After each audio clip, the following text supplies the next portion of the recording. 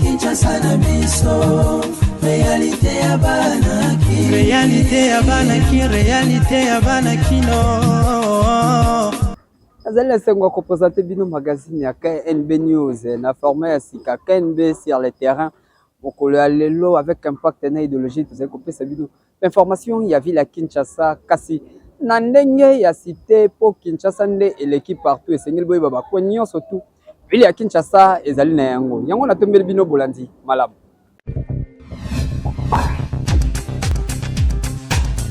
Kobanda lelo ba nyonso tout oyo bakobwaka ba imondis na kati ya bakaniveau to pe nuisance sonore bakofuta ba amende oyo bakateli bango ezalaki na masolo ebetamaki entre ministre d'État, ministre urbanisme pe habitant na ministre de justice Constant Mutamba ezalaki mokolo ya lobi tozo ba détail na elema oyo. Je tiens à remercier son excellence monsieur le ministre qui a bouleversé son agenda pour me recevoir malgré ses nombreuses occupations. Ministre délégué près ya ministre d'urbanisme habitant oyo azali na charge ya politique ya ville ya Kinshasa aibaki na kokutana na ministre ya justice Constant Mutamba esika nini betaki masolo ebele na maimatali protection ya ville ya Kinshasa tope maimatali protection pe assainissement ya ville surtout mingi ya ville ya Kinshasa nengo a transmettre qui est document o ezali numéro 003 il y a le 9 septembre 2013 oyo ezali ko porter protection pe assainissement ya ville basolo laki na maimatali moto nyonso tu oyo akoyeba na kubwaka ba imondise tope omeliji na yo obwaki kaka na kati ya kaniveau plastique wana to matiti ya ndako na yo okei kubwaka yango na kati ya balabala tope na kaniveau yebaka ete ezali bongo na amende ya 50 millions de francs congolais moto oyo bakomona ebongo akoyeba na kofuta po esengeli ville ezala propre pe ezala protéger ba imondis nyonso oyo population ebakana kobwaka yeba ete ekreaka toujours ba dégâts tope ebushaka banzela ya mai moye eleka malamu ezali te yango bozali komona cause ya ba inondation oyo ezali kosalema tope ba acteur nyonso tu ya ville ya Kinshasa ezali ya kobukana pona bosoto oyo population ayebakana kobwaka na yango ko bandalelo moto nyonso bakokanga ye yebaka ete 50 millions de francs congolais ekofutama lisusu baye oyo azalaka azotonga ndako na ye azwi na ye bazelo na ye na mabanga abwaki yango kaka na balabala ya leta po yende asala mosala yeba ete soki bazwi moto ya bongo 1 million de francs congolais ekofutama epai ya moto wana pe akokanga na ye na 14 jours pénal oyo ezali mibeko l'état congolais azalaka na yango ko bandakala kasi sikoyo nde azali kolandela moto nyonso to azali komimona ke ngande nazali kotonga 5 étoiles 10 étoiles kasi mosala na ye kokanga nzela ya l'état eba ete soki bazwi yo 14 jours ya prison pe 1 million de francs congolais ekofutama na yango pona kobenda yo matoi na tina ya kobatela biloko ya l'état eba ete ezali bongo na nzela ya loi oyo ezali numéro 005 ya le 9 octobre 2012 oyo ezali ko sanctionner mingi na bato oyo bazali kobebisa nzela pe bato oyo bazali kosalisa nuisance sonore ozali kosala feti na yo miziki na yo na lopango ezali ko déranger ba voisin yeba ete ceux qui bakangi yo okofuta amande ozali kobeta miziki na babar na yo na ba air oyo bato balali miziki ezali kobeta makasi yeba ete kubanda lelo oyo soki bakangi yo okufuta amende ya l'état wana ezali bongo masolo oyo ebetamaki entre ministre ya justice et ministre délégué ya urbanisme et habitant yoka. Je tiens à remercier son excellence monsieur le ministre qui a bouleversé son agenda pour me recevoir malgré ses nombreuses occupations. Nous avons échangé sur des questions en rapport avec la gestion de la ville au niveau de la territoriale. Vous savez qu'en tant que ministre délégué près l'urbanisme et l'habitat, mais aussi en charge de la politique des villes, il était important de mettre l'accent sur le rôle de tout un chacun au niveau de la territoriale. Donc j'ai remis à son excellence, monsieur le ministre, des documents qui sont... c'est l'édit 003 du 9 septembre 2013 qui porte mesures de protection sur l'environnement et l'assainissement de la ville de Kinshasa. Et vous avez, c'est-à-dire que toute personne a des obligations, a des droits et des obligations, notamment on ne peut pas jeter des immondices sur la voie publique, on ne peut pas mettre des matériaux de construction sur la voie publique, on ne peut pas couper un arbre. Lorsqu'il y a une construction, il faut le voir, il faut le visiter. Donc bref, c'est une enquête qui est faite au niveau de la territoriale, c'est-à-dire au niveau du bourgmestre. Et lorsque les personnes ne respectent pas ces instructions, les amendes vont jusqu'à 50 millions de francs congolais. J'ai transmis le document à son excellence monsieur le Mineta aussi sur l'édit 005 du 9 octobre 2012 qui sanctionne justement les nuisances sonores. Cela veut dire que lorsque une personne est multirécidiviste, les amendes vont jusqu'à 1 million de francs congolais et les biens qui ont causé les nuisances sont saisis et la personne peut faire l'objet de 14 jours de servitude pénale. Donc cela veut dire que lorsque maintenant, toute personne qui constate qu'il y a une infraction, il y a une mauvaise construction, une personne qui construit sur un caniveau, ça c'est par rapport à l'édit 003, où il y a des nuisances, une personne qui est en train de faire du bruit, elle doit se saisir automatiquement, elle doit saisir, écrire à son bourgmestre qui est le plus proche, et réserver copie à monsieur le procureur de la République, tel que son excellence monsieur le Mineta m'a dit, et d'office, lorsque ce n'est pas exécuté, le bourgmestre pourra faire l'objet d'une convocation au parquet pour abstention coupable, parce qu'il n'a pas exécuté ces textes et lois de la République, parce que c'est là où se trouve son devoir. Et je transmets aussi à son excellence monsieur le Mineta l'ordonnance loi du 31 mai 1975 qui réglemente les heures d'ouverture et des fermetures des débits de boissons. Donc c'est-à-dire les tenanciers de bars vendant la boisson alcoolisée doivent respecter une heure, c'est-à-dire du lundi au vendredi c'est de 17h à 22h, samedi c'est de 17h à 23h, dimanche et jour férié c'est de 11h à minuit. Et ça dit clairement que lorsque des personnes ne respectent pas ces heures-là, les amendes vont jusqu'à l'équivalent de 500 $, et les peines privatives de liberté de 6 mois à 5 ans. Donc j'ai demandé le concours de son excellence monsieur le Mineta, qui lui a justement la police judiciaire des parquets comme un instrument de contrôle pour qu'il puisse interpeller et sanctionner les responsables. Nous avons au niveau de la territoriale, nous avons des chefs de quartier qui voient que les choses évoluent chez eux, ils voient qu'il y a des constructions, ils voient qu'il y a des constructions anarchiques et qui voient que des gens qui sont en train de construire auprès des cours d'eau et ensuite on se plaint qu'il y a des inondations, ils voient que les choses poussent, on est en train de couper des arbres. Donc c'est-à-dire c'est vraiment la responsabilité. On responsabilise tout le monde. Donc c'est-à-dire que vous gérez la chose publique, vous devez savoir que vous avez des devoirs et non des droits, tels que son excellence monsieur le président de la République l'a dit aussi, en mettant les choses à leur place. Et dans le cadre justement des villes solutions, on veut que justement toute personne qui gère la chose publique au niveau de la territoriale solutionne les problèmes de la population à la base. Donc c'est-à-dire à dire oui quand c'est oui, à dire non quand c'est non, mais pas de complaisance. Et je tiens à remercier son excellence monsieur le Mineta qui m'a permis justement de communiquer là-dessus. Et je le remercie déjà pour son accompagnement. Et nous allons déjà nous mettre. Et il m'a instruit justement, il m'a demandé de faire une proposition de projet que je vais lui soumettre. Et lui évidemment comme il a ce quitus là, donc on va agir ensemble. Merci. Yabaka déjà soki maïnion surtout bazali kokana et salemi awa na République démocratique du Congo ekozala kitoko po banzela ekozala lisusu bouchete na baye oyo bakangaka banzela likolo yazali kotonga ndako okoleka boye ba acteur nyo surtout ezali ya kokangama embouteillage esalemi ya kosakana te po moto moko boye azali kotonga ndako na ye na route principale ayebi na kocha bazelo to mabanga na ye na nzela epesaka pasi po na population na yango déjà lelo oyo yebela.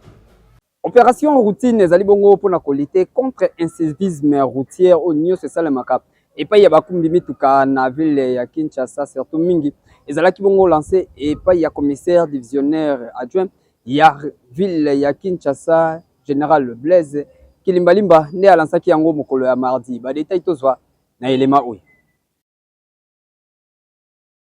Opération routine pour la lutter contre incivisme routier epai ya baconducteur na acteur ya ville ya Kinshasa ezalaki bongo lancé mokolo ya mercredi 17 juillet 2024 epai ya commissaire provincial ya la police ya ville ya Kinshasa le général Blaise Kilimbalimba abaki na kosigner communiqué oyo ezalaki publié pour na lutter contre ba comportement ya mabe oyo ba conducteur to pe ba chauffeur bayebaka la kotambola na yango awa na ville ya Kinshasa okomona moto alingi na ye kotelema te ata fe rouge epeli kasi ye azali kowelela kaka po aleka na nzela po yende azali trop pressé okomona bamisusu lokola mwa embouteillage esalemi bango bakoti sens unique akei na ye na sens contraire. Mpona nini toujours bazalaka pressé mingi pe ata ezali epai ya baofficiel oyo soit ministre, député to pe bakonzi misusu ya la police. Okomona mosala na bango kotambolaka na basens unique, ata likolo ya so de mouton ye esengeli atambola kaka na sens unique oyo ezalaka kitoko te po ederangeaka bato misusu oyo bazali koya na sens contraire na oyo ye azalaki kokende na yango. Commissaire provincial ya la police nationale congolaise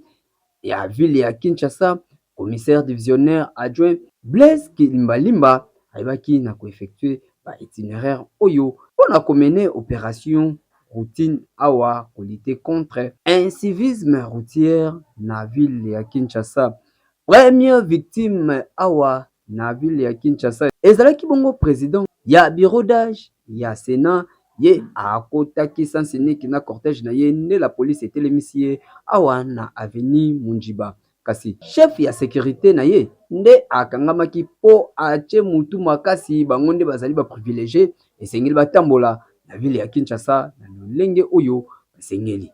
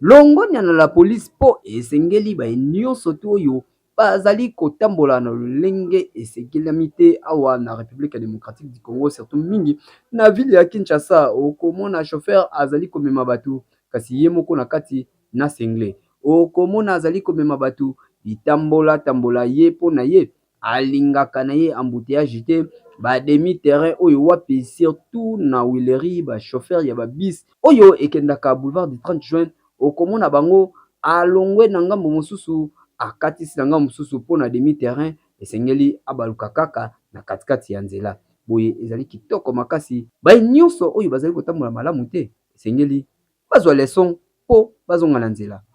Kinshasa eleki partout.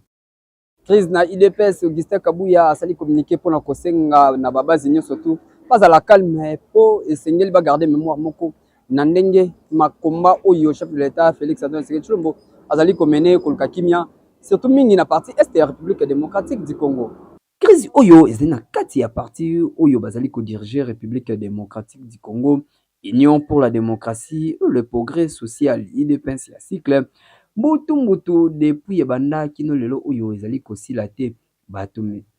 Jekobeya na Eteni Longondo balingi kaka secrétaire général ya IDPS Augustin Kabuya ayeba na kokite parti po azali kotambusa yango malamu te selon bango. Kasi kote na yepe secrétaire général ya IDPS oyo azali pe ko jouer intérim ya kozala président ya parti, azali ko exhorter na babazi nyonso tu ya parti bazala ini pe ba apporter appui na bango ezali nécessaire epai ya chef de l'État Félix Antoine Tshisekedi Tshilombo pona kolite contre agression oyo ezali kosalema na parti este ya République démocratique du Congo. kasi ba Rwandais nde bazali sima na yango esengeli ba membre nyonso tu ya UDPS ba soutenir chef de l'État pour na lutte oyo azali kosala kasi kolanda banungu oyo ezali kosalema na parti ezali kitoko te ezali mabe makasi esengeli bato nyonso bazala focaliser pe bazala uni na mai oyo chef de l'État azali kosala côté na bango kuna ba député provinciaux ya ville ya Kinshasa oyo bazali élu na compte ya UDPS pe Mosaïque bango nyonso bazali koporter soutien na bango epai ya honorable Augustin Kabuya na mosala kitoko oyo azali kosala na kati ya Présidium ya Union Sacrée de la Nation na nzela ya message oyo nde balobaki. Déclaration politique. Les députés provinciaux de la ville-province de Kinshasa, UDPS, Bar Tshisekedi et le parti Mosaïque. Message de soutien au secrétaire général de l'UDPS, honorable Augustin Kabuya. Nous, députés provinciaux de la ville de Kinshasa, membres de l'UDPS Tshisekedi et des partis Mosaïque, devant la situation morose que traverse le parti politique Union pour la démocratie et le progrès social, UDPS en sigle, parti cher au docteur Étienne Tshisekedi Wamulumba d'heureuse mémoire, devant le spectacle désolant auquel se livrent certains combattants de l'UDPS, faisons la déclaration politique suivante. 1. Soutenons sans condition l'honorable Augustin Kabuya comme secrétaire général du parti, UDPS Bar Tshisekedi, et membre du présidium de l'Union Sacrée de la Nation. Dénonçons avec la dernière énergie les attaques, les colibés, les calomnies non fondées proférées à l'encontre de l'honorable Augustin Kabuya par certains détracteurs en mal de positionnement. Mettons en garde tous les fauteurs de troubles, lesquels jouent le jeu des ennemis de la paix pour saper les efforts du président de la République en ce moment de guerre, d'agression. Encourageons le dialogue au sein de notre parti politique UDPS pour le règlement de tout différend entre membres afin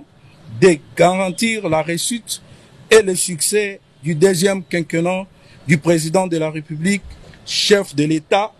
notre seule autorité de référence. Fait à Kinshasa le 17 juillet 2024. Je vous remercie. Tozali kote là, pe tozali ko jimele. Oui.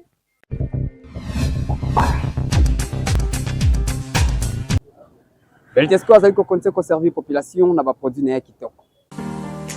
Papa mama nelanga oyo ndenge malili ezali makasi lokola ye azalaka na souci ya population Beltesco ayeli bino kwa ker oyo Africa Joyce ezali pona santé na bino na mabota esika nyonso tu bozali esengeli kosomba kwa ker oyo Africa Joyce et surtout na malili oyo esengeli komelisa bana na biso nyonso tu kwa ker oyo Africa Joyce ezali po pesa mikuwa makasi pe santé ya bana ezala kitoko babela bela te onelanga malili ebelisaka kaka malili pesaka fièvre kasi ezalaka nde bilesa oyo bolesaka bana bino botala kwa ker oyo Africa Joyce Beltesco apesi bino po ye azalaka na souci ya population na ye bazala na santé malamu. Maman, papa responsable, étudiant, yom to mesana ko mela potopoto na tango elanga, yom to mesana ko teka potopoto na bawenze na bakwe na tango elanga, potopoto ko teka yango yo poto na vitamine belé, Africa chose flocon d'avoine. Africa chose flocon d'avoine ezali céréales. Ningi maman benga yango communément quaker, mais yango céréales oyo ezali na bokeseni na ba céréales mususu na potopoto mususu. Teka potopoto oyo yo maman responsable, yo moteki yo mosombi yo chayer, en tout cas ozala décider biso Beltesco to ka pa ina bino, ko tali sabino ke basaka mbongo pona ko gagner, pona ko lamba potopoto kitoko et sengo salaka potopoto oyo babengi Africa chose ya Beltesco ezali original, ezali bio na bio. Otuninga okozwa yango wapi papa mama yaya tala kaka na kwena bino okomona bazali koteka kwake Africa Joyce oyo esengeli okanga soki osombi yango mpona koyeba yango malamu esengeli otala malamu logo oyo ya Beltesco soki ezali na yango te seke wana ezali Africa Joyce te kwake oyo esengeli komela ezali Africa Joyce ya Beltesco yebela deja mpona sante malili eleki makasi mwana mama kimambangu sombaka deja mpona libota na yo palia kitoko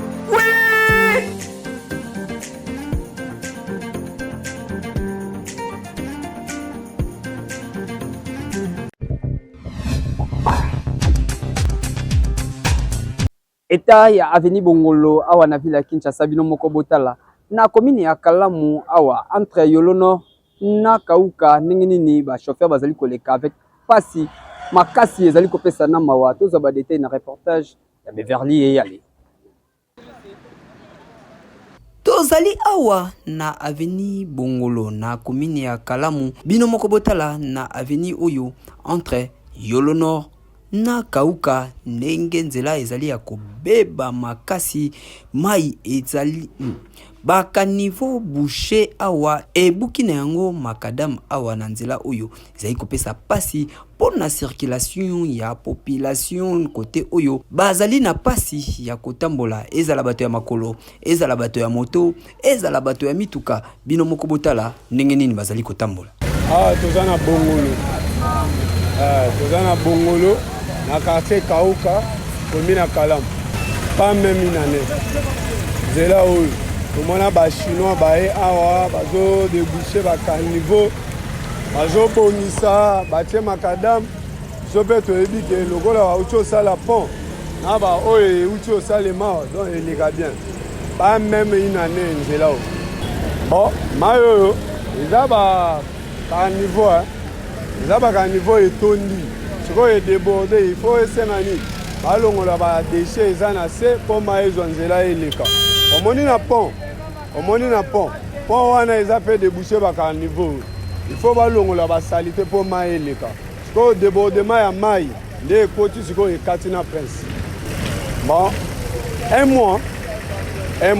mpo nini eloko ekamisa biso eza ntango bachinois baotravaille na bato bapesa bango bamarché ya nzela suivi eza te koma moto azosala makadamu moto azosala nzela suivi eza te eloko eza na dire te exemple estce biso bacongolais tokozwa pena matériel na biso tokozosala makadamu na Chine esali même pas même 6 mois batika biso tolongwa Chine toya awa mais bachinois baza awa asala nzela yango asengi mbongo ebele gouvernement atie mbongo age bapesi bango mbongo mais biloko na bango eumelaka te mais baopesa bango kaka confiance sala boye tonga est-ce que boye mboka ekende liboso bon eloko tosenga na bakonzi suivi nde eloko ya liboso eloko ya mibale ntango gouvernement bazwa engagement babiloko neti banzela il faut ezala na dire nango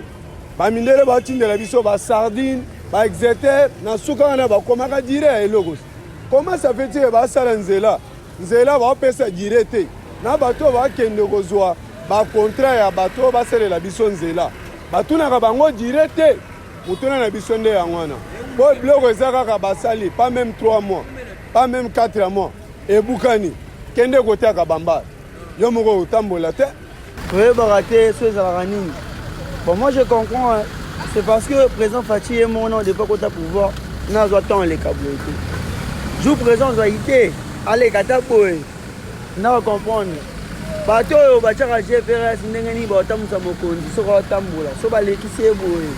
bayebi ke eza faillite ya même si ya OVD to ya nini balekisaka ye bisika ya mabe oyo amonaka yango ça fait déjà plus de 7 mois tovandi kaka boye towana elanga olie babula ata ke Bongolo wana eza bien te babongisa oyo eza secteur moko boye eza raccourci ya raccourci par rapport ya moto auti Bongolo na coin kuna à côté ya Prince Kasavubu ako raccourcir si 7e rue. Vous comprenez? Si 7e rue. Mais jusque là depuis tovani elanga o tomoni muto ayeta te oyo aza na administration egere mboka oyo kwa se cité awa mais pourtant biso toyebi ke Kalamu oyo eza commune oyo te lelo ekozala salite makasi boye ndenge ekomeli lelo bakonza mboka basunga biso OVD oyo ya kosala misala oyo esenga babeton pende ya bien bakure nanu te ase mpo bautosala misala eumeli te misala yango basali yango eza kutu makango batio ah mon cher tio comment yo ngana oyo tomona bien ke prince ese nini ebukani c'est-à-dire ke babeton oyo batiaki wana ya babeton eza teke esenga so ndenge nini toyebi te so mbongo ebimaka soki ndenge nini mpo basala makambo te si vous voyez bomona ke la plupart de véhicules qui circulent ici bomona ke bana difficulté ya leka d'autres bazokweyaka bamama mikolo bakweyi trop awa esala bien te bon nzela ezali awa bato baosaka nzela bayaka pembeni na pont awa bamindela yango bazaka na pont libulu bandeka libulu mwa mokie bamona ntango bayosala beton oyo ya liboso oyo avo tokoma libulu bamona daya libulu deja mpo basisaka yango mais bamindela yango baka nango bato moko aposa libulu ekoma monene mpo babakisila bakosi mbongo mpo basalaka libulu elo mwa mokie facile oyo nzela mwa monene bato bakami elekanaka ebele esofa bato kinga seni bato nini balekana mingi yango esenga mpo babongisa mpena nzela mpo tozala lese kote oyo tozala mwa problème kote ya mai so Kalamu ebouche todinda mwa mokie mais soki esenga nde nini mpo so babongisi nzela mai eya facile mpona koleka mais soki sola bambula bo eza kote ya bandako mosusu ekoya asenga bakonzi batia bamoyen mpo nzela mpo ebonga batia mbongo mpo nzela mpo ebonga mpo nzela ya biso ya kolekana yango oyo tozala banzela mosusu te ya koleka talaka ndenge ezosala boye ezosala bien te embouteillage makasi kutu na bamoto na bamituka misusu ekomi kokima na yango na baveni ya kati mpona kokima kaka embouteillage oyo ezali kosalema awa ezali pasi pe mawa mpona population ya commune ya Kalamu surtout mingi ya bakartier oyo baye basalelaka nzela oyo surtout mingi ezalaka baye bautaka kote ya Changu Matete Lemba nde balekaka awa mpona kokende Gambela kasi kotala eta ya nzela oyo ezali kopesa pasi esengeli koyeba ete nzela oyo bauti kotonga yango ya pas même 3 ans nde ekomi na eta oyo muke ebukani mekasi oyo ya tour oyo ezali kopesa pasi pe mawa pona population bakonzi ya mboka otala likambo oyo Papa Daniel Bomba esengeli kokota likambo ya nzela oyo po ezali route principale yango nde ezali kobanda croisement ya avenue Kasavubu kino na 7e rue limité ezalaka kaka nzela oyo nde population ya Changu Lemba Matete Ngaba bayeba kala kosalela mekasi na eta oyo ezali pasi pe mawa eyo sali mikolo ebele banda etikala kaka na eta oyo na yango bakonzi pose la population solution sinon te foin na foin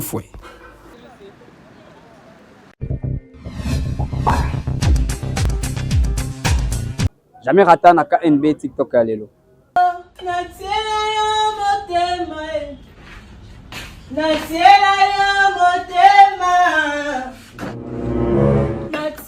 yo motema esali pasi na mokolo ya feti oyo bato abengisi babona bango kolia ata baninga ya motema mokolo feti babona bango kolia nazalaki na sengo représenter bino magazine ya KNB News ya moko na lelo obozalaki ebele na monde entier bino moko bo constater tozali en pleine cité po KNB ezali bongo nde Kinshasa na biso Kinshasa lokolo eleki partout na biso tozalaki awa na Kapela avec impact na idéologie na Moïse Ngombe na Beverly eyale wazaki na sima caméra pe na masini ezali bongo Moïse Ngombe ngai faso kirombe humble serviteur na bino azalaki wana pour kopesa bino ba information to monani bongo lobby magazine